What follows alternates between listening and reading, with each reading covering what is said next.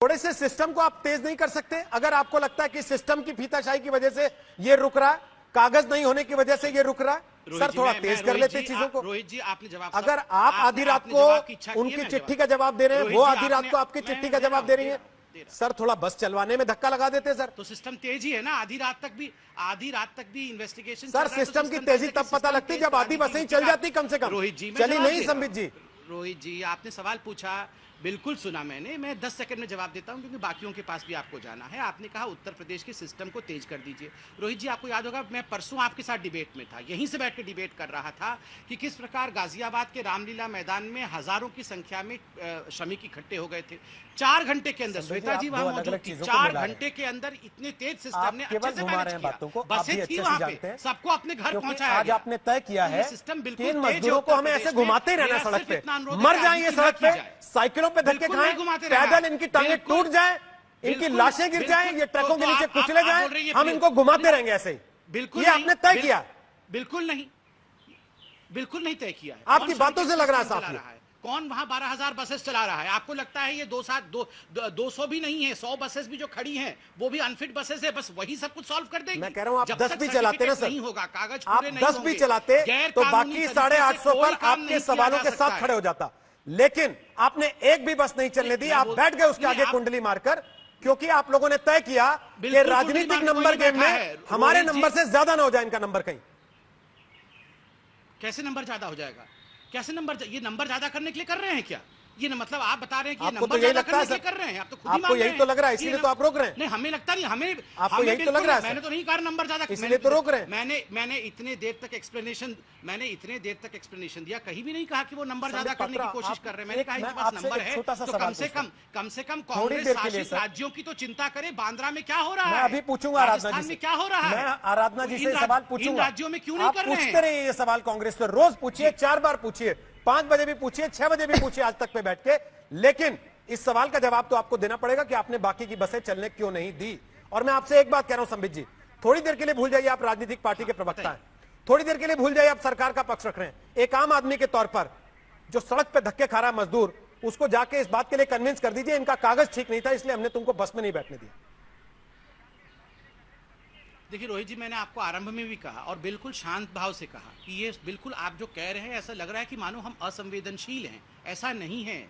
अगर कागजों के बिना आप कोई भी कार्यवाही करते हैं और खास करके जब आप सरकार में बैठे हुए हैं, मुख्यमंत्री हैं, तो उसका एक बहुत बड़ा भुगतान बाद में अनहोनी होने पे आप ही को करना पड़ता है। सर, और देखिए रोहित सरदाना उस समय भी मुझे नहीं छोड़ेगा, उस समय भी मुझे बहुत चिल्ला के रोहित जी पूछेंगे कि अरे संबित पात्रा जी आप बताइए बिना कागज वाली गाड़ी में आपने क्यों भेज दिया, उसके पास तो फिटनेस सर्टिफिकेट ही नहीं था। मैं समझ रहा हूँ आपका सवाल बिल्कुल वाजिब है और कहीं ना कहीं इस राजनीति में सब कुछ रास्ते में जैसे आम लोगों की गाड़ियों के तुम चालान काटते हो, उनसे वसूली करते हो, राजस्थान सरकार से भी हमें वसूली करने का मौका मिल रहा है। इनके चालान काटो, इनसे हम पैसा कमा लेंगे थोड़ा सा और, लेकिन कम से कम लोगों को घर जाने देते। रोहित जी ठीक सर, ये आपकी चॉइस है। हम सरकार आपकी है सर, कागज नहीं है हम उसको चलने दें। आम आदमी क्या सर, सरकार आपकी है, उसके क्या बिसात, वो तो खड़ा रहेगा वहां चौराहे पे सर, इंतजार करता रहेगा कि आप ओके करेंगे तो बस चलेगी। एक राज्य में सरकार हमारी है, दूसरे राज्य, ठीक है सर रोहित जी, एक राज्य में सरकार, मैं तो कह रहा हूं ना सर, दोनों राजनीतिक पार्टियां, आप दोनों का दावा ये है, कागज नहीं है, आप दोनों का दावा यह है कि हम मजदूरों का भला चाहते हैं, वो भले के लिए बस चला रहे हैं, आप भले के लिए बस रोक रहे हैं सर। दोनों का दावा भला करने का है और दोनों की भलाई के चक्कर में वो मजदूर सड़क पे अपनी ऐसी की तैसी करा रहा है पिछले 3 दिन से इंतजार में कि शायद कोई बस चलेगी तो मुझे बैठने का मौका मिल जाएगा। आराधना तिवारी जी, अब मेरा सवाल आपसे है। प्रियंका जी ने प्रेस कॉन्फ्रेंस किया थोड़ी देर के पहले, लंबी चौड़ी उन्होंने भूमिका रखी कि क्या हुआ, कैसे चिट्ठीबाजी हुई, कैसे FIR का खेल चला, लेकिन बस नहीं चल पाई। ये बस बांद्रा में क्यों नहीं लगवाई? आपकी सरकार है वहां पर,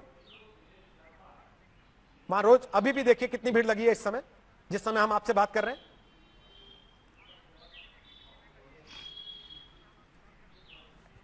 सबसे पहले तो रोहित जी धन्यवाद, आपने इस बड़े महत्वपूर्ण विषय को आज इस चर्चा में रखा है, क्योंकि मैं उत्तर प्रदेश से हूं और लगातार यहाँ पे हो रही जो प्रवासी मजदूर हैं, इनकी जो समस्याएं हैं उससे हम लोग रोज जूझ रहे हैं। हम रोज दुर्घटनाएं देख रहे हैं और रोज जो इन प्रवासी मजदूरों की, जो महिलाओं को प्रसव पीड़ा उठानी पड़ रही है, जिस तरह से उनके पैरों में छाले पड़ रहे हैं, जिस तरह से दुर्घटनाएं सड़क पे हो रही है, वो हम रोज देख रहे हैं।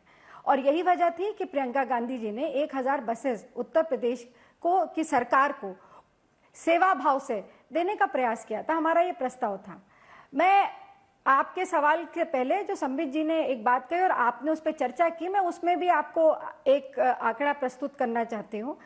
संबित जी ने कहा और आपने आपके टीवी स्क्रीन पे दिखा भी कि 297 बसेस अनफिट पाई गई। मैं सही आंकड़ा बोल रही हूँ, 297 बसेस अनफिट पाई गई। ये अनफिट का जो क्राइटेरिया है उसमें यह है कि या तो उनके पास फिटनेस के पेपर्स नहीं थे और या उनका इंश्योरेंस नहीं था, जैसा कि डिप्टी चीफ मिनिस्टर ने अपनी प्रेस कॉन्फ्रेंस में भी कहा। आपको 3 अप्रैल का आप निकलवा के देख लीजिएगा, मैं आपको भेज भी दूंगी। 3 अप्रैल को प्रमुख सचिव परिवहन ने ये जारी किया है आदेश कि जिन भी बसेस या पब्लिक ट्रांसपोर्ट की ऐसी गाड़ियां जिनका 31 मार्च को अगर उनकी फिटनेस सर्टिफिकेट या इंश्योरेंस खत्म हो जाती है तो उनको 3 महीने का समय दिया जाएगा। और एमएचए की गाइडलाइन भी यही है।